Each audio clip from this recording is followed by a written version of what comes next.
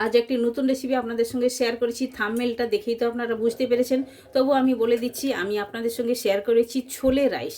তো ছোলে রাইসটা দেখুন, দেখতে যতটাই সুন্দর, খেতে অতটাই টেস্টি। এই যে দেখুন কতটাই একদম কালারফুল হয়েছে আর খেতে অতটাই টেস্টি হয়েছে। এইটা মানে রায়তা দিয়েও খাওয়া যায়, এমনিও খাওয়া যায়, নয়তো কোনো সস দিয়েও খাওয়া যায়। আর কোনো পার্টি থাকলে কিন্তু এই রেসিপিটা একবার আপনারা ট্রাই করতে পারেন। ছোলে রাইস খেতে কিন্তু দুর্দান্ত স্বাদের হয়ে থাকে। এটা দিয়ে খেতে খুবই ভালো লাগে আপনারা রায়তা বানিয়ে নিলে। তাহলে চলুন পুরো ভিডিওতে গিয়ে দেখে নেওয়া যাক কেমনভাবে আমি বানিয়েছি ছোলে রাইস।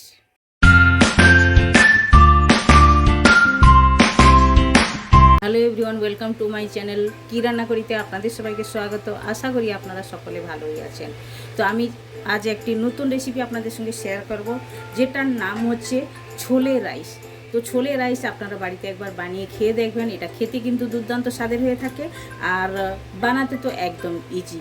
আর ছোটোখাটো কোনো পার্টি যদি বাড়িতে থাকে, এই ছোলে রাইস রেসিপিটা কিন্তু আপনারা বাড়িতে বানাতে পারেন। আর দেখুন আমি যে যে উপকরণগুলো নিয়েছি এক এক করে আপনাদের সঙ্গে আমি শেয়ার করব।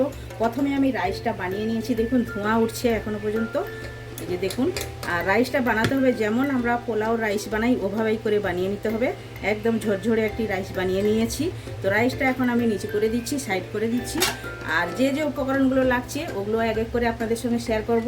আর উপকরণগুলোর মধ্যে লাগছে ছোলে রাইসের ছোলে তো চাই। দেখুন ছোলেটা আমি সেদ্ধ করেও নিয়েছি। আমি 2 থেকে 3 ঘন্টা আগে ভিজিয়ে রেখেছিলাম। আপনারা চাইলে ওভারনাইটও ভিজিয়ে রাখতে পারেন। আর একদম ভালোভাবে সেদ্ধ করে নিয়েছি। তার সঙ্গে একটি আলু আমি দিয়েছি, আলুটাও এভাবে ছোটো ছোটো করে কেটে নিয়েছি। আর আলুটা হচ্ছে অপশনাল, আপনারা চাইলে দিবেন, না চাইলে নাও দিতে পারেন। আর ছোলেটা এখন আমি এটা 200 গ্রাম ছোলে নিয়েছিলাম, নিয়ে ভিজিয়ে এটা সেদ্ধ করে নিয়েছি। ছোলেটা সাইড করে দিলাম। এরপরে যে মশলাগুলো লাগছে ওগুলো এক এক করে আপনাদের সঙ্গে শেয়ার করব। তো প্রথমেই আমি এটা শেজওয়ান চাটনি 1 চামচ নিয়ে নিয়েছি, দই নিয়েছি 1 চামচ, আর একটি টমেটো কেটে নিয়েছি, আদা রসুন থেতো করে নিয়েছি 1 চামচের মতো, আর 3টে কাঁচা লঙ্কা নিয়েছি, আর পেঁয়াজ 2টো এভাবে কুচিয়ে নিয়েছি, একই সঙ্গে আমি নিয়েছি। আর লাগছে এটা হচ্ছে বিরিয়ানি মশলা। তো বিরিয়ানি মশলাটা আপনারা দিবেন, খেতে কিন্তু খুবই টেস্টি হয়ে থাকবে। আর এটাতে যে যাবে মানে সাধারণ যে মশলা, বেসিক যে মশলা, লাল লঙ্কার গুঁড়ো, হলুদ গুঁড়ো, ধনে গুঁড়ো, জিরা গুঁড়ো, ওটা তো লাগবেই। তাহলে চলুন গ্যাসটা চালু করা যাক। তো কড়াইয়ের মধ্যে আমি 2 চামচ তেল দিয়ে দিয়েছি। তেলটা গরম করার জন্য অপেক্ষা করব। তেলটা ভালোভাবে গরম হয়ে গেছে। এখন কুচনো পেঁয়াজ আর রসুন থেতো করা, আদা থেতো করা দিয়ে দেবো।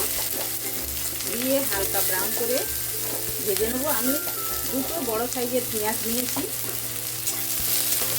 পেঁয়াজটা প্রথমে হালকা হালকা ব্রাউন করব। তো পেঁয়াজের সঙ্গে একটি টমেটোও চলে গেছে, কোনো অসুবিধা নেই। তো পেঁয়াজটা দেখুন ভাজা হয়ে গেছে। এর বেশি একদম লাল করে ভাজবো না, একটু হালকা ব্রাউন হবে, এটাই ঠিক আছে।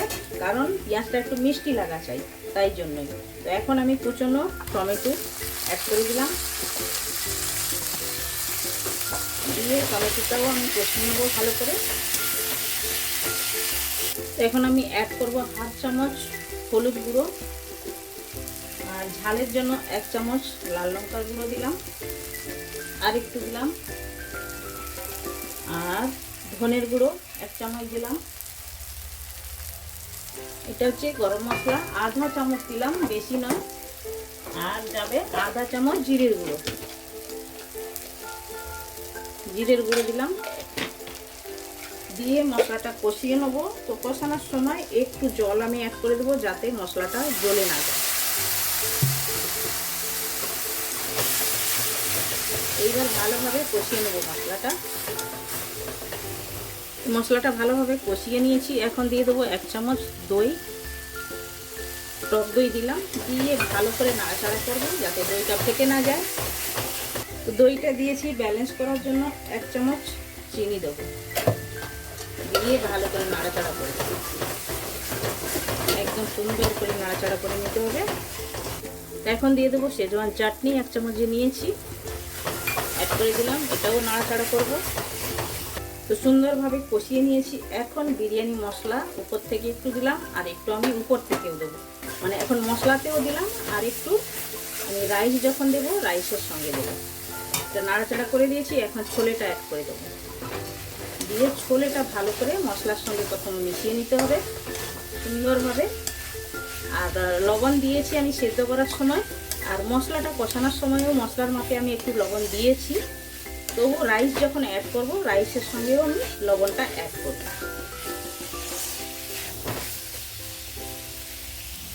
তো মশলার সঙ্গে ছোলেটা ভালোভাবে কষিয়ে নিয়েছি। এখন রাইসটা অ্যাড করে দেবো। আর রাইসটা যেমন আপনারা পোলাও রাইস বানান ওভাবেই গরম মশলা তেজপাতা দিয়ে রাইসটা বানিয়ে নিতে পারেন।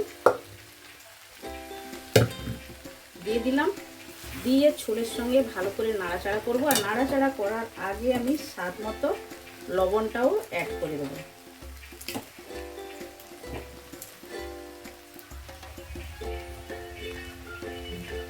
লবণটা অ্যাড করলাম। এখন ভালো করে মিক্সড করে নেব। সব কিছু দেওয়া হয়ে গেছে, কিন্তু বিরিয়ানির মশলাটাও দেবো উপর থেকে। আর এভাবেই নাড়াচাড়া করব। এটা বানানো তো একদম ইজি, খেতে কিন্তু একদম দুর্দান্ত স্বাদের হয়ে থাকে। এর সঙ্গে একটু আপনারা রায়তা বানিয়ে নেবেন, বাস আর কোনো কিছুর দরকার হবে না। আর বিনা রায়তাতেও খাওয়া যায়। আর এখন উপর থেকে আমি বিরিয়ানি মশলাটাও ছড়িয়ে দিলাম, দিয়ে একটু নাড়াচাড়া করব।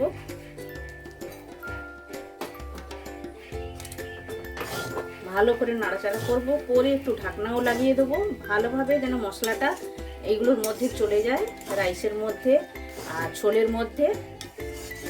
একদম নতুন একটি রেসিপি, আপনারা এইভাবে বাড়িতে ট্রাই করতে পারেন। খেতে কোনো অংশে কম হবে না, একদম টেস্টি হবে। যেমন আপনারা চিকেন বিরিয়ানি খান, কিন্তু চিকেন নেই ছোলে, একদম টেস্টি হয়ে থাকে। ভালো করে নাড়াচাড়া করেছি। দুটো এখন কাঁচা লঙ্কা আমি দিয়ে দিলাম, 2 থেকে 3টে দিয়েছি। দিয়ে এখন ঢাকনাটা লাগিয়ে এভাবে গ্যাসের ফ্লেমটা একদম স্লো করে ছেড়ে দেবো। ঢাকনাটা লাগিয়ে দিলাম। তো ঢাকনা লাগিয়ে রেখেছিলাম 2 মিনিট, আমি ঢাকনাটা খুলে দিয়েছি। দেখুন মানে ছোলে রাইসটা একদম আমার রেডি হয়ে গেছে। এটা খেতে কিন্তু দুর্দান্ত স্বাদের হয়ে থাকে। আপনারা কিন্তু বাড়িতে এই রেসিপিটা একবার ট্রাই করতে পারেন। আমি কড়াইতেই রেখে আপনাদেরকে দেখাচ্ছি, আপনারা একবার বানান, খান। আর কমেন্ট সেকশনে গিয়ে কমেন্ট করে আমায় বলুন আপনাদের এই রেসিপিটা কেমন লেগেছে। ভালো লেগে থাকলে লাইক শেয়ার কমেন্ট করবেন। যারা এখন পর্যন্ত চ্যানেলটি সাবস্ক্রাইব করেননি, প্লিজ চ্যানেলটি সাবস্ক্রাইব করে নেবেন। বেল আইকন অবশ্যই প্রেস করবেন, তাহলে নিত্য নতুন রেসিপি আপনারা সঙ্গে সঙ্গে দেখতে পাবেন। আবার দেখা হচ্ছে নতুন কোনো রেসিপির সঙ্গে। সবাই ভালো থাকবেন, সুস্থ থাকবেন। আপনারা আপনাদের কিমতি টাইম আমায় দেওয়ার জন্য আপনাকে অনেক অনেক ধন্যবাদ।